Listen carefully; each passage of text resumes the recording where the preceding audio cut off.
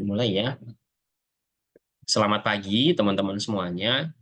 Kembali lagi kita di mata kuliah analisis data tidak terstruktur ya. Kita sampai di pertemuan yang ke-10. Nah, di pertemuan yang ke-10 ini topiknya akan jauh berbeda dengan topik yang sudah kita pelajari di pertemuan-pertemuan sebelumnya, karena kita akan masuk ke topik yang sangat menarik sekali ya, untuk jenis data tidak terstruktur berikutnya, yaitu tentang geospatial big data dan satellite imagery analytics. Nah, jadi kita akan membahas bagaimana kita mengolah geospasial big data atau big data geospasial, lalu melakukan analisis pada data citra satelit ini, sesuatu yang mungkin baru dan juga saat ini menjadi trending topics di banyak disiplin ilmu yang kaitannya ini adalah data yang tidak terstruktur tapi tersedia sangat banyak dan juga pemanfaatannya sangat luas. Beberapa di antara teman-teman mungkin ada yang secara sadar maupun tidak sadar ya ikut memproduksi data ini ya, dan beberapa mungkin tidak sadar bahwa data yang dihasilkan ini potensinya luar biasa. Nah, kita akan masuk dulu, ini ada pembahasan pertama, nanti kita sampai ke pertemuan terakhir kita akan memperdalam mengenai geospatial big data dan satellite imagery analytics ini. Nah, apa itu geospatial big data? Kalau kita di awal saya sudah menyampaikan kepada teman-teman semuanya bahwa big data itu harus memenuhi 3 syarat gitu ya, 3V. Volume ya, artinya ukurannya besar ya, kemudian V yang kedua adalah velocity ya, atau kecepatan update-nya tinggi, kemudian variety atau jenis atau tipe datanya beragam, tidak hanya satu, bermacam-macam ya. Artinya yang disebut dengan big data itu ketika ukurannya besar tidak cukup untuk disimpan dan diolah pada satu komputer saja, gitu kan. Kemudian variety itu artinya tipe datanya beragam, tidak hanya berupa tabel, bisa berupa teks, berupa video, berupa image maupun lain-lain. Kemudian velocity artinya kecepatan update-nya sangat cepat, mendekati real time. Nah, salah satu jenis dari big data adalah geospatial big data. Nah, geospatial big data itu apa? Geospatial big data ini adalah dataset spasial yang ukurannya sudah melebihi kapasitas sistem komputasi individual saat ini. Artinya untuk menyimpan, untuk mengolah, dan menganalisis sudah nggak cukup dengan hanya satu komputer saja. Kita memerlukan distributed computing, ya, baik untuk penyimpanan, pengolahan, maupun analisisnya. Nah, dataset spasial itu apa saja yang berkaitan dengan big data? Kita sebenarnya sudah ketahui ya, mungkin beberapa teman-teman pernah mempelajari tentang sistem informasi geografis. Ya, dataset spasial itu ada 2 jenis. Yang pertama adalah data raster, di mana kalau data raster ini komponen-komponennya terdiri dari pixel-pixel atau picture element, ya. Bisa terdiri dari gambar citra satelit, bisa terdiri dari tangkapan kamera pada drone, pada UAV, unmanned aerial vehicle, kemudian juga hasil foto udara, gitu ya. Nah, ini adalah contoh data raster di mana masing-masing terdiri dari pixel-pixel. Nah, karakteristik dari data raster adalah karena dia terdiri data dari pixel, sehingga memiliki resolusi. Nah, resolusi gambar. Artinya apa? Ketika kita melakukan zoom in, maka pada suatu titik ya gambar yang kita lihat akan menjadi pecah. Ya. Nah, ini adalah ciri dari data raster. Yang kedua adalah data vektor. Data vektor itu adalah sebenarnya persamaan matematis yang terdiri dari bisa berupa titik, bisa berupa garis, ya, bisa juga berupa poligon. Nah, data titik, data garis maupun data poligon tidak memiliki resolusi karena dia merupakan persamaan matematis, sehingga kita zoom in sampai tidak terbatas pun tetap terlihat jelas, gitu ya, karena ini data titik maupun garis. Jadi kalau teman-teman punya titik, gitu ya, kita zoom ya terus, gitu ya, karena dia merupakan matematis gitu ya. Nah, sedangkan garis persamaan matematis juga kalau kita zoom tetap seperti itu ya, tidak akan pecah. Poligon juga sama. Contohnya apa? Contohnya nanti kalau kita di dalam peta, kita punya point of interest. Nah, point of interest itu apa? Point of interest itu adalah titik, point itu adalah titik, interest itu adalah sesuai dengan keinginan atau sesuai dengan kebutuhan ya, apa yang kita anggap menarik. Jadi point of interest itu adalah tempat tertentu atau titik lokasi pada peta yang kita anggap menarik untuk dianalisis secara spesifik pada kebutuhan tertentu. Nah, teman-teman semuanya mungkin sudah banyak yang menggunakan Google Maps, mungkin sudah banyak yang menggunakan OpenStreetMap, di mana teman-teman ingin menuju suatu tempat, ya, teman-teman menunjuk titik lokasi, ya, menunjuk titik lokasi dari lokasi saat ini menuju lokasi yang dituju. Rutenya nanti seperti apa? Dari sana kita bisa melihat bahwa saat ini kita berada di satu titik, kita akan menuju ke titik yang lain. Kita melewati sebuah rute yang berupa garis, ya. Nah, point of interest itu maknanya adalah titik lokasi. Contohnya, bisa titik lokasi tersebut menunjukkan pendidikan, bisa juga menunjukkan kategori kesehatan, bisa menunjukkan kategori ekonomi, bisa menunjukkan juga kategori layanan publik. Contohnya di suatu wilayah gitu ya, kita bisa tahu bahwa ada restoran A di suatu titik, kemudian ada restoran B, ada restoran C, dan seterusnya. Kemudian ada pom bensin A, pom bensin B, dan seterusnya. Semakin banyak pom bensin di suatu daerah berarti kita bisa mencoba menduga bahwa semakin banyak pemilik kendaraan di lokasi tersebut, gitu ya. Semakin banyak minimarket misalnya, minimarket di suatu daerah, ini adalah fasilitas ekonomi, ya, semakin konsumtif misalnya daerah tersebut, semakin banyak penduduknya. Nah, jadi point of interest ini menunjukkan lokasi-lokasi, titik-titik sesuai dengan kategori tertentu yang kita bisa analisis secara spesifik. Kalau dari sisi pendidikan, teman-teman bisa melihat dengan menggunakan Google Maps misalnya. Bisa nggak teman-teman kemudian melihat dari Google Maps, nah SMA-SMA yang ada di sekitar saya. Kita bisa melihat titik-titiknya di mana. Berapa banyak SMA di suatu kecamatan misalnya. Kita bisa melihat ya, dan itu terupdate secara real time ya. Beberapa bahkan memiliki reviewnya. Nah, kemudian ada nggak klinik-klinik kesehatan di sekitar saya?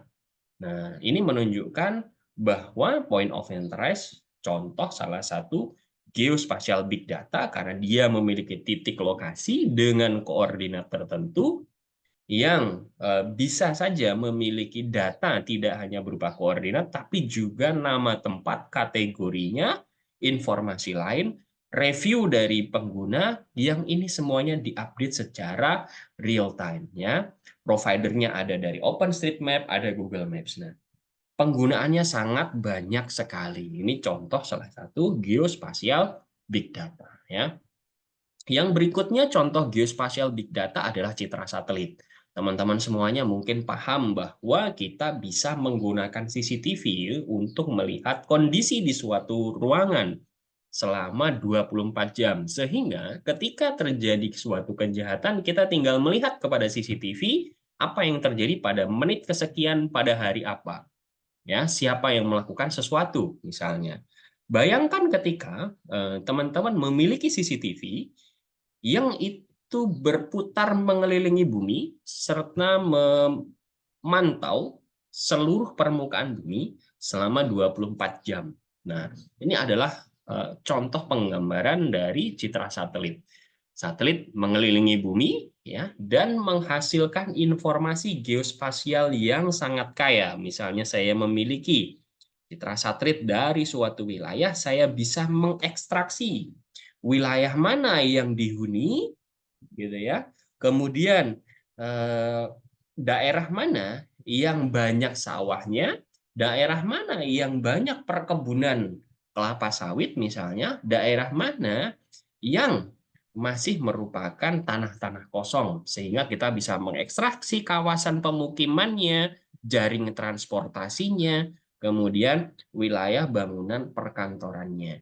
Ini kaya sekali dengan informasi spasial, artinya lintas wilayah, bisa juga kaya dengan informasi spektral. Spektral itu artinya sesuai dengan spektrum panjang gelombangnya, di mana tidak hanya kita bisa menangkap citra dari cahaya tampak, tapi juga cahaya tidak tampak, contohnya dari inframerah.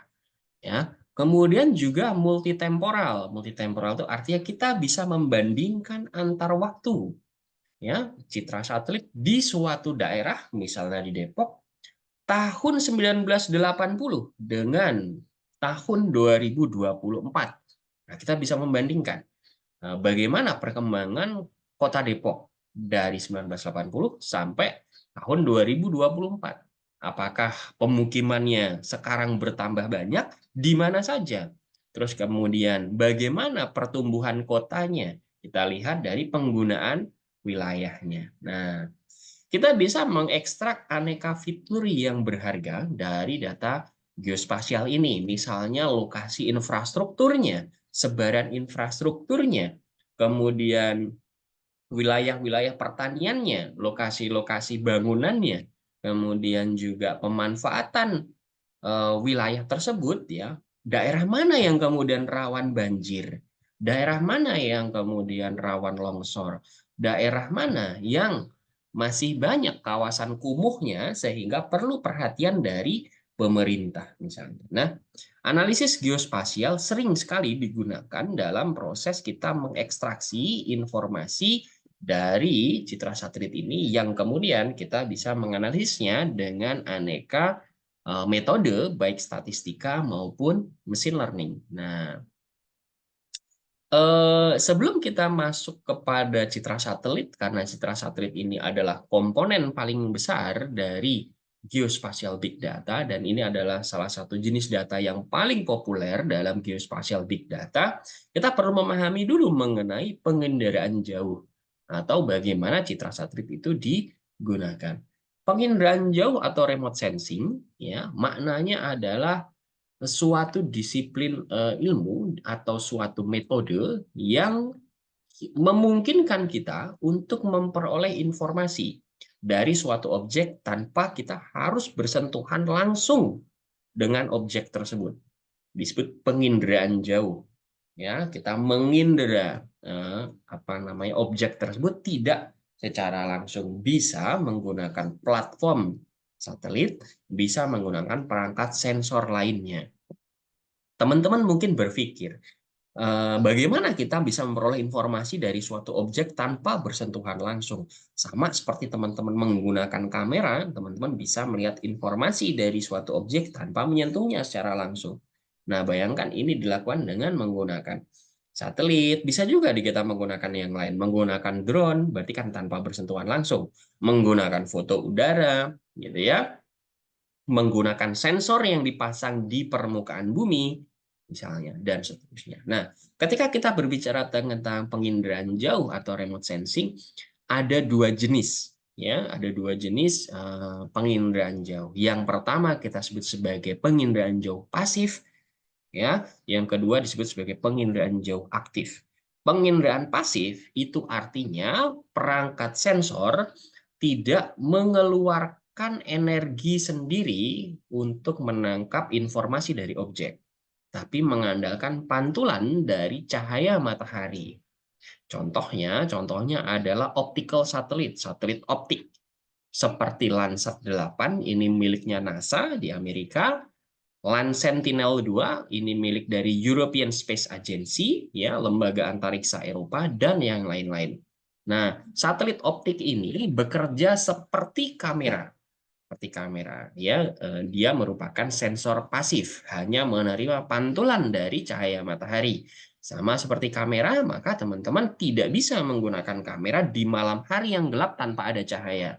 Betul ya? Pertama. Yang kedua, penginderaan jauh pasif akan sangat rawan dengan adanya tutupan awan.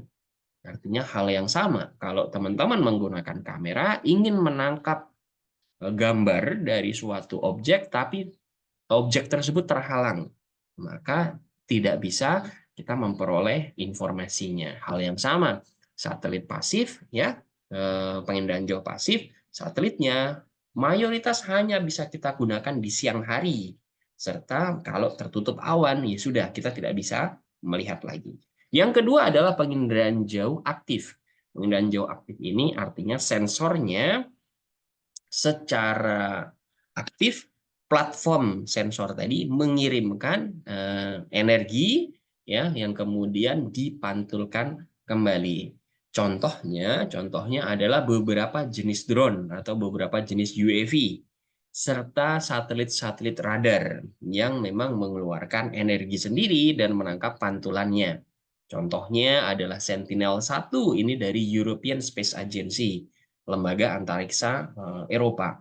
Nah, dengan menggunakan satelit radar berarti ada dua hal yang kita peroleh, ya, keunggulannya. Yang pertama adalah bisa digunakan siang maupun malam hari. Yang kedua, ya, tidak akan tergantung dengan adanya awan, ya. Kita bisa menembus awannya karena menggunakan energi sendiri. Nah, berikutnya adalah bagaimana suatu satelit itu bisa memperoleh informasi objek apa yang ada di atas permukaan bumi. Kalau teman-teman berpikir bahwa tadi kita mau melihat bagaimana perkembangan Depok tahun 1980 dengan 2024, berarti kita mencoba melihat tampilan Depok dari atas permukaan bumi seperti apa. Dari citra satelit kita melihat misalnya suatu daerah di Depok warnanya hijau tahun 1980. Kita mungkin mengasumsikan bahwa warna hijau tadi itu adalah hutan, bisa juga hanyalah alang-alang, ataukah lapangan golf. Nah, bayangkan teman-teman mengalami kondisi seperti ini. Kira-kira memungkinkan nggak kita kemudian menebak apakah warna hijau ini hutan, ataukah alang-alang, ataukah mungkin perkebunan atau sawah, ataukah ini adalah lapangan golf? Tentu saja karakteristiknya berbeda, ya. Tapi kalau dari ketinggian yang sangat tinggi mungkin akan sulit. Nah, sehingga kita perlu tahu nih bagaimana mekanisme kerjanya. Mekanisme kerjanya adalah khusus untuk satelit optik yang nanti akan kita perdalam di mata kuliah ini adalah platform satelit akan menerima, ya, pantulan cahaya dari sinar matahari. Sinar matahari mengeluarkan radiasinya, berinteraksi dengan atmosfer, kemudian dari citra satelit, dari sensornya akan mendeteksi, ya, hasil radiasi yang tadi, kemudian menginterferensi. Terjadi apa nih di atmosfer? Contohnya seperti apa? Contohnya adalah kalau di suatu daerah asapnya pekat, gitu ya, maka yang ditangkap oleh sensor dia akan menangkap adanya interaksi dari cahaya matahari dengan polusi udara yang sangat pekat, gitu ya. Kemudian bisa ditangkap bahwa terjadi polusi udara yang sangat pekat, ya, di suatu daerah. Nah, teman-teman mungkin ingat bahwa di beberapa daerah di Indonesia kita pernah mengalami polusi udara yang cukup memprihatinkan, ya. Nah, berikutnya adalah ketika cahaya matahari tersebut mengenai objek tertentu secara spesifik. Ya, misalnya kalau teman-teman semua naik pesawat, mungkin akan bisa membayangkan daerah yang warnanya hijau di bawah permukaan bumi, maka di atas permukaan bumi, maka mungkin kita menduganya daerah pertanian, daerah hutan, ataupun alang-alang, ataukah mungkin ini adalah lapangan golf. Ya, nah kalau bangunannya warnanya coklat, mungkin kita akan menduga bahwa ini adalah wilayah tanah kosong, gitu ya. Tapi kalau dengan warna tertentu, ya, oh ini adalah bangunan, ini adalah gedung, ya. Nah, memang pavement atau jalan raya, gitu ya, dan juga bangunan itu akan merefleksikan atau memantulkan kembali panjang gelombang tertentu yang itu nanti akan ditangkap oleh citra satelit. Nah, demikian juga dengan vegetasi, ya seperti hutan, kemudian juga sawah dan seterusnya. Saya ingin bertanya nih kepada teman-teman semuanya, kalau kita melihat ya pada gambar ini kita melihat ini adalah warna hijau, mungkin ya. Kemudian warna hijau ini menurut mata kita yang normal, maybe.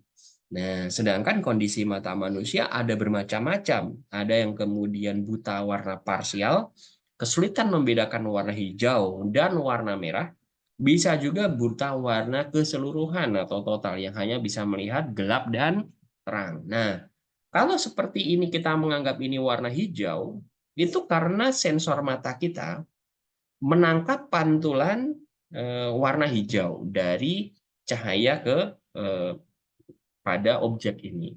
Nah, tapi kenapa sensor yang lain, misalnya mata orang lain, kemudian tidak melihat ini sebagai warna hijau? Karena berbeda jenis sensornya. Nah, vegetasi memang memantulkan kembali ya spektrum atau panjang gelombang tertentu.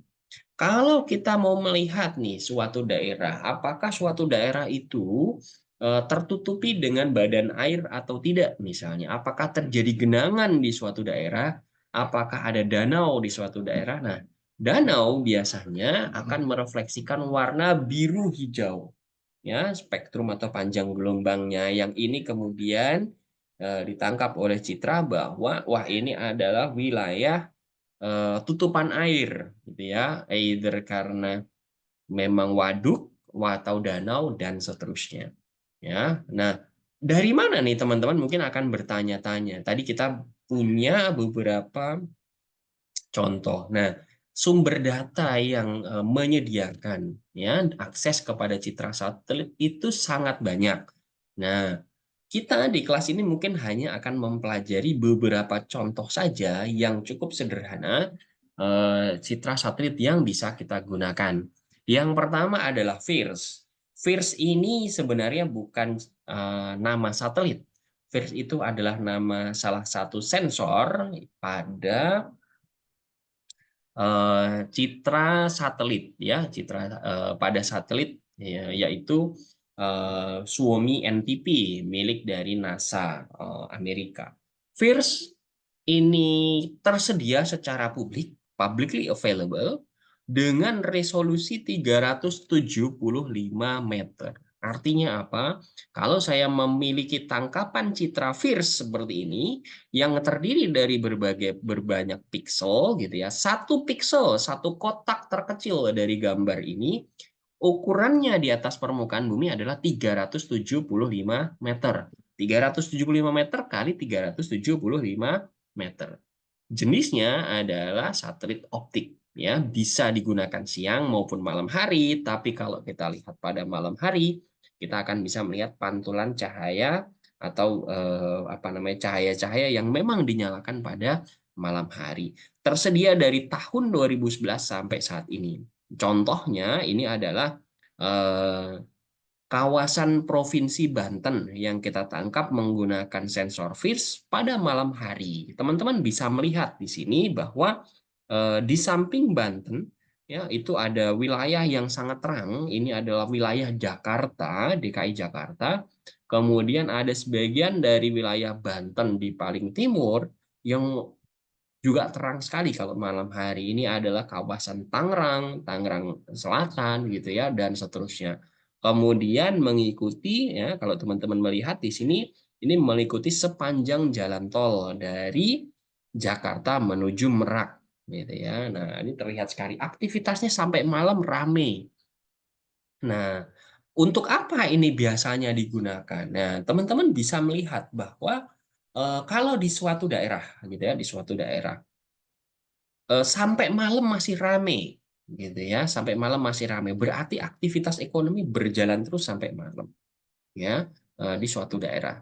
Kita kemudian bisa mencoba mengkaitkannya dengan apakah bisa kita mendeteksi aktivitas ekonomi masyarakat di malam hari. Suatu daerah yang gelap ya tentu saja aktivitas ekonominya lebih sedikit dibandingkan daerah yang terang di malam hari. Ya, daerah yang terang di malam hari biasanya menunjukkan aktivitas ekonominya tinggi dan biasanya menunjukkan bahwa tingkat kesejahteraan di suatu daerah itu juga tinggi. Nah, kemudian satelit yang kedua adalah Landsat 8 ya, Landsat 8 atau sekarang sudah Landsat 9 sebenarnya. Ini milik dari NASA, publicly available, terbuka secara publik ya. Nanti saya akan ajarkan bagaimana kita melakukan akses terhadap citra ini ya. Teman-teman bisa melihat di sini beberapa warna hijau ya yang merupakan kawasan, either dia kawasan hutan ataukah kawasan apa namanya, padang rumput gitu ya. Kemudian ada kawasan yang kotak-kotak gitu ya, kotak-kotak warna hijau. Kita bisa melihat ini adalah wilayah-wilayah pertanian berupa sawah-sawah. Kemudian ada kawasan-kawasan bangunannya di sini terlihat jelas. Ya. Resolusinya 30 meter, artinya satu kotak, satu piksel di gambar Landsat 8 ini merupakan 30 meter kali 30 meter di atas permukaan bumi yang sesungguhnya. 30 meter kali 30 meter artinya 900 meter persegi, artinya apapun objeknya di atas permukaan bumi. Kalau ukurannya kurang dari 900 meter persegi, maka tidak akan terlihat oleh Landsat 8. Nah, pertanyaannya, dari Landsat 8 bisa nggak kemudian kita melihat jumlah rumah? Tidak bisa mungkin ya, karena ukuran rumahnya mungkin harus minimal 900 meter persegi. 30 kali 30 meter. Nah, bisa nggak kemudian kita untuk melihat sawah? Bisa, karena luas gitu ya. Nah, citra satelit akan sangat bagus digunakan pada untuk mendeteksi objek atau wilayah yang homogen serta luas, ya, serta luas. Yang berikutnya adalah Sentinel-2. Sentinel-2 ini juga publicly available, disediakan oleh European Space Agency. Ukuran resolusinya adalah 10 meter kali 10 meter. Maknanya adalah satu piksel itu adalah 100 meter persegi di atas permukaan bumi. Tersedia dari tahun 2015 sampai saat ini. Teman-teman bisa lihat di sini bahwa Landsat 8 maupun Sentinel-2, yang satu dari NASA, yang satu dari European Space Agency, paling merupakan satelit optik. Artinya paling cocok kita akses datanya siang hari, kemudian ya kalau ada awan agak sulit nih untuk kita melihat apa yang ada di permukaan bumi. Ya, Sentinel-2 tersedia dari tahun 2015 sampai saat ini. Kemudian yang terakhir adalah contoh satelit radar, yaitu Sentinel-1.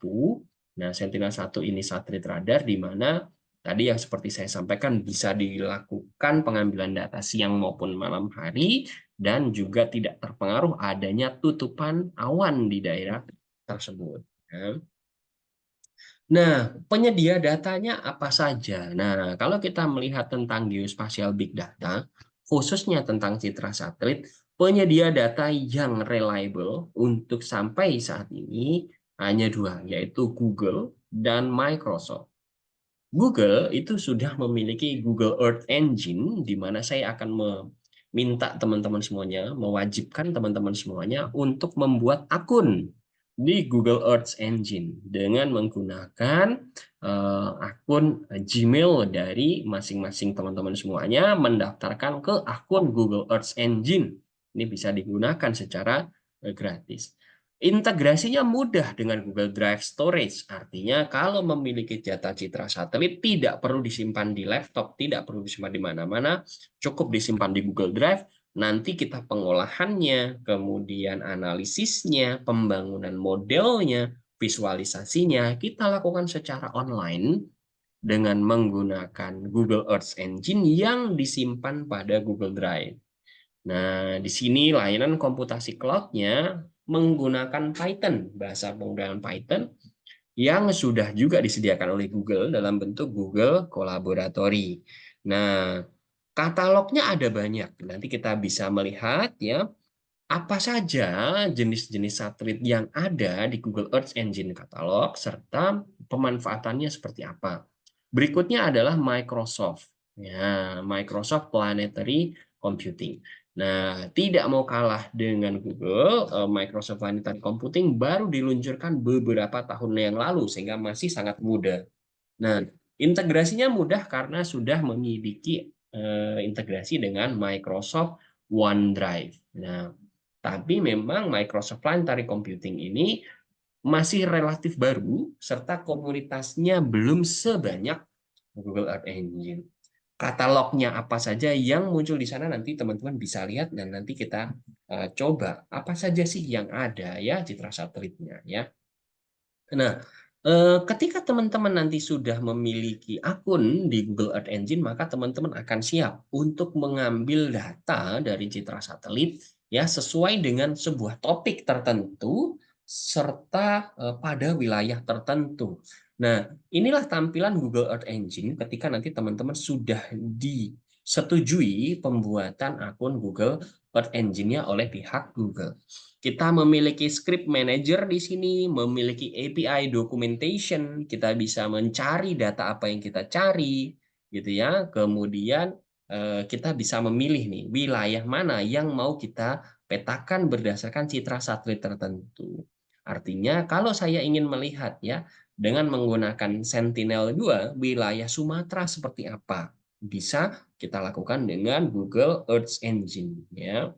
Nah, lalu mungkin teman-teman akan bertanya, kalau citra satelit itu bentuknya ya seperti ini, gitu ya, seperti ini, misalnya ini Sentinel-2, terlihat jelas bahwa ini adalah wilayah yang berbatasan dengan laut. Mungkin ini adalah pantainya.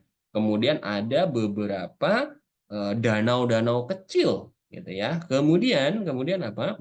Di sini tampak terlihat bahwa beberapa perbukitan serta wilayah-wilayah hijauan atau vegetasi. Nah, pertanyaannya adalah bagaimana kita mengakses data ini, gitu ya. Nah, oke. Nah, ketika teman-teman sudah memiliki akses ke Google Earth Engine, teman-teman bisa memilih lokasi yang mau dilihat. Misalnya saya mau melihat wilayah khusus Kalimantan saja ya dari citra Sentinel-2. Nah, itu bisa dilakukan dengan Google Earth Engine ya. Tutorialnya juga tersedia dengan baik. Nah, berikutnya adalah terkait dengan kalau tadi saya sampaikan bahwa citra satelit ini contoh salah satu data raster gitu ya, artinya dalam satu image tangkapan dari citra satelit seperti ini adalah contoh tangkapan citra satelit di suatu daerah dengan menggunakan Landsat 8, maka bisa nggak kemudian kita membedakan ya daerah mana yang banyak hutannya, daerah mana yang banyak pemukimannya ya, selain dengan menggunakan apa namanya identifikasi langsung dengan mata kita. Nah, kita perlu memahami bahwa setiap image atau citra satelit itu memiliki komponen-komponen yang kita sebut sebagai picture element, terdiri dari kotak-kotak atau beberapa grid.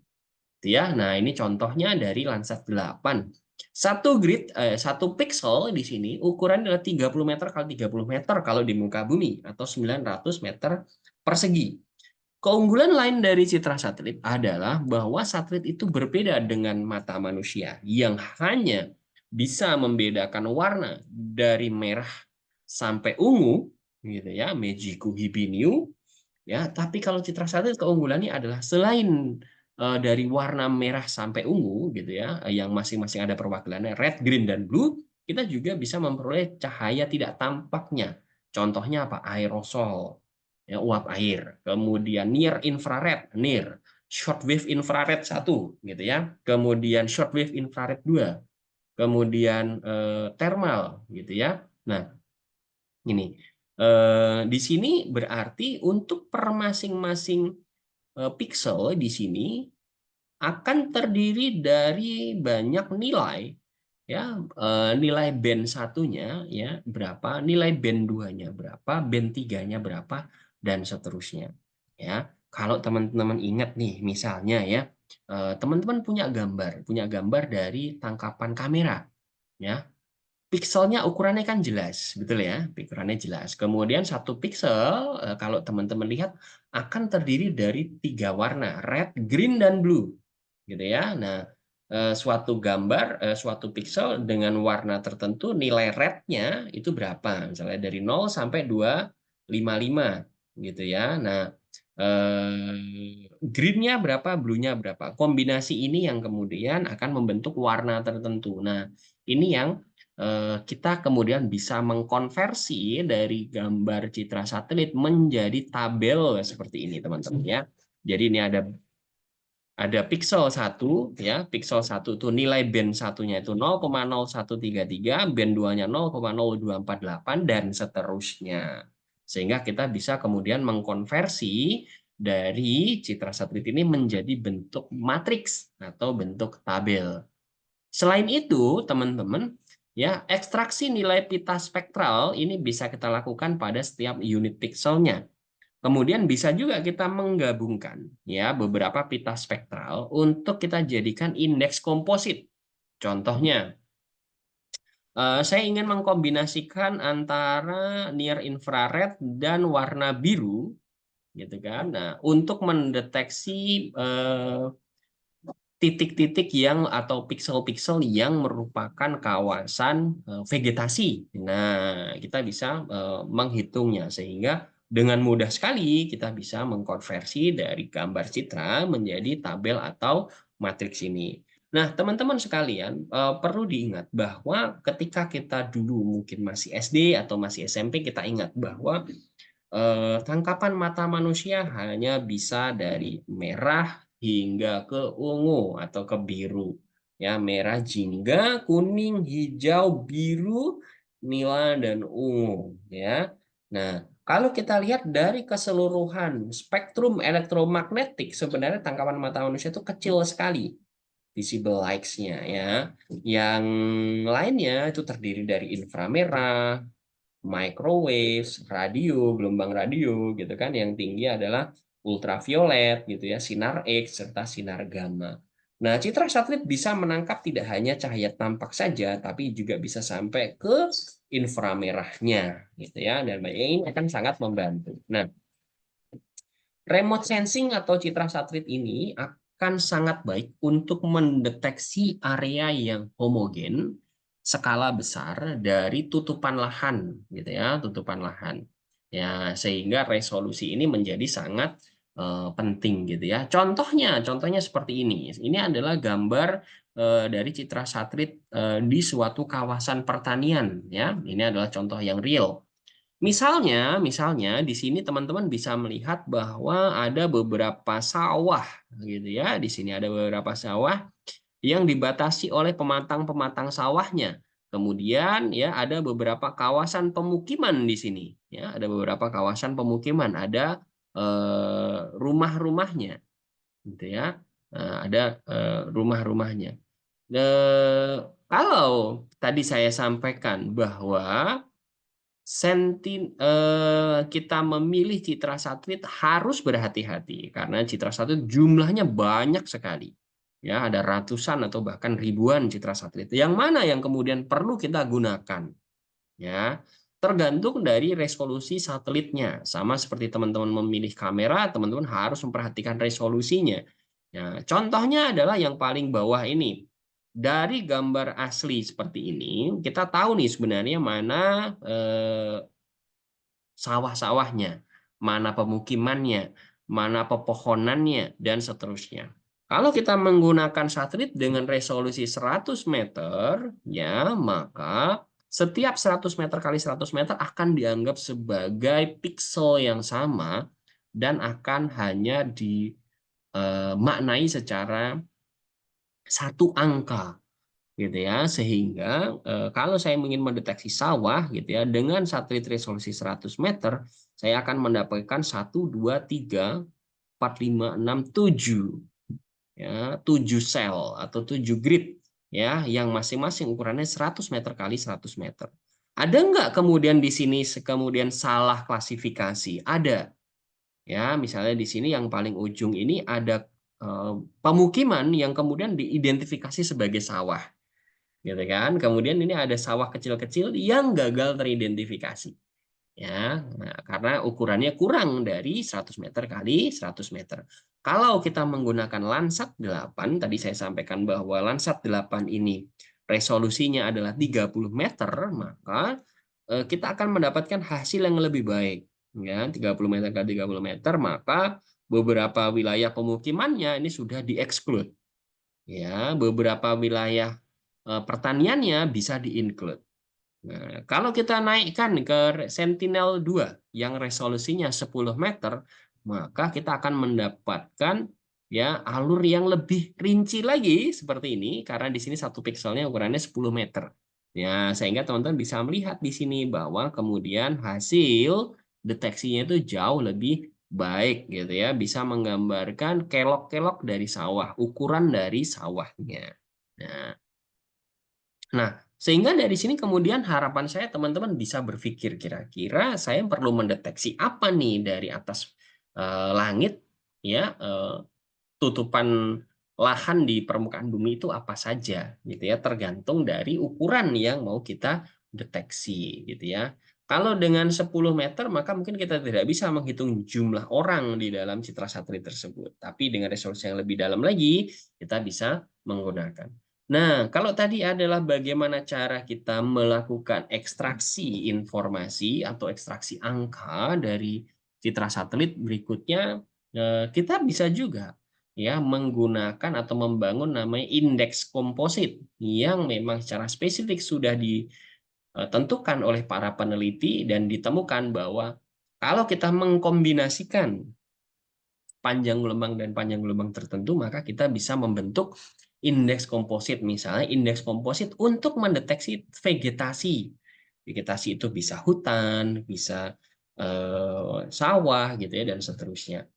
Nah, indeks vegetasi normalized difference vegetation index itu didasari dari rumus ya nilai dari near infrarednya ya tadi ada near infrarednya ya yang disediakan oleh satelit. Ini ada near infrared, ini panjang gelombang kelima dari Landsat 8. Jadi nilai near-nya, near infrarednya kita ambil gitu ya. Kemudian kita kurangi dengan nilai dari panjang gelombang merahnya.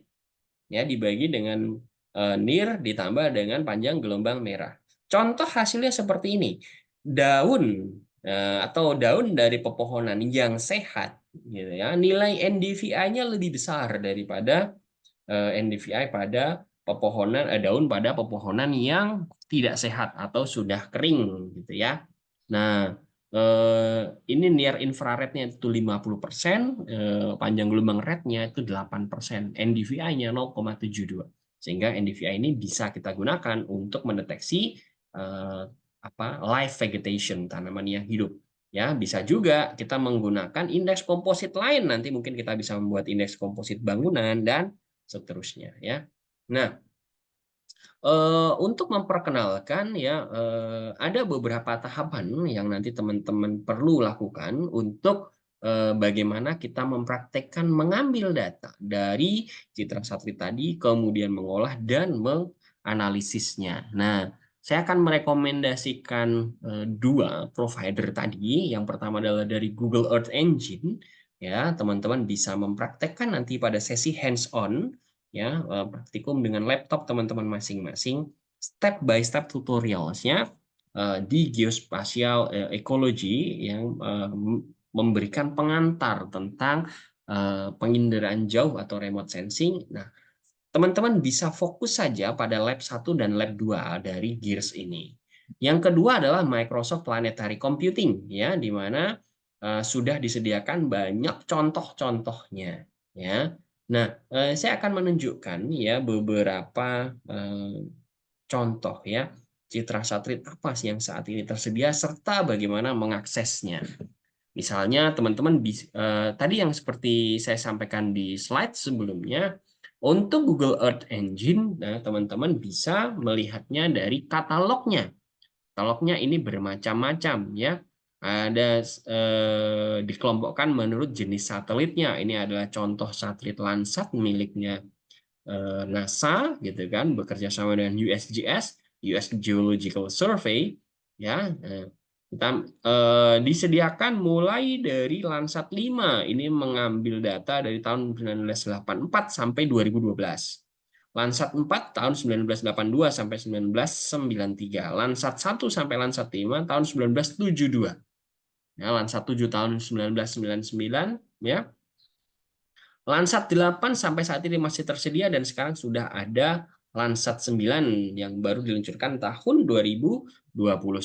Oke, kita kemudian misalnya bisa melihat ya yang di Landsat 8 kita kemudian bisa melihat, nah ini jelas sekali ya bagaimana tutupan lahan di suatu daerah tersebut. Kita kemudian mencoba bisa menghitung berapa luas sawah di suatu daerah, berapa luas perkebunan kelapa sawit misalnya di suatu daerah, berapa luas pemukiman di suatu daerah.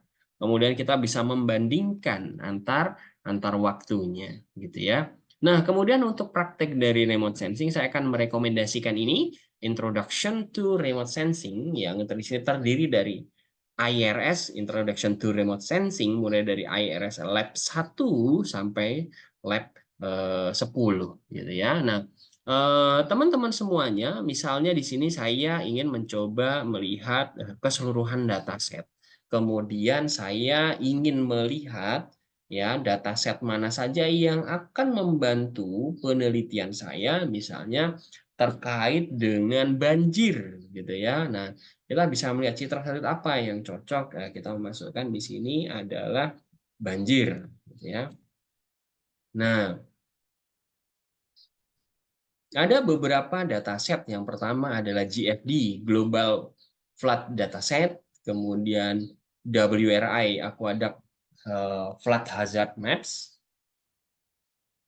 nah Global Flood Dataset ya. Nah, ini tersedia dengan resolusi 30 meter ya. Teman-teman bisa menggunakan ini dengan code yang sudah disediakan. Ini langsung siap digunakan di code editor gitu ya. Nah, dari code editor ya teman-teman kemudian bisa melakukan eksekusi serta pengolahan datanya ya sesuai dengan data ini. Di sini digunakan ini contohnya ya di titik koordinat tertentu di muka bumi ya, kemudian diambil pada periode tertentu. Nah, misalnya begitu ya. Kemudian kita bisa juga melihat untuk data yang lain. Misalnya data dari polusi udara gitu ya.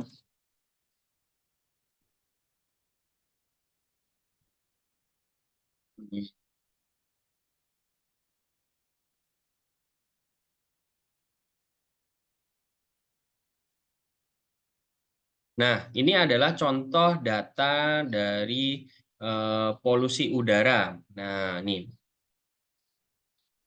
Sentinel-5P, citra dari Sentinel-5P near real time karbon monoksida. Yang ini bisa diakses, ini datanya tersedia dari European Union, European Space Agency dari Project Copernicus. Ya, tersedia dari tanggal 22 November tahun 2018 hingga tanggal 25 April 2024 ya.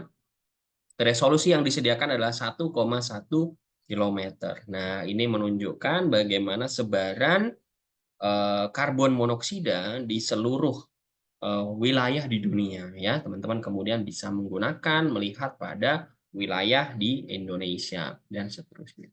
Ya. Nah,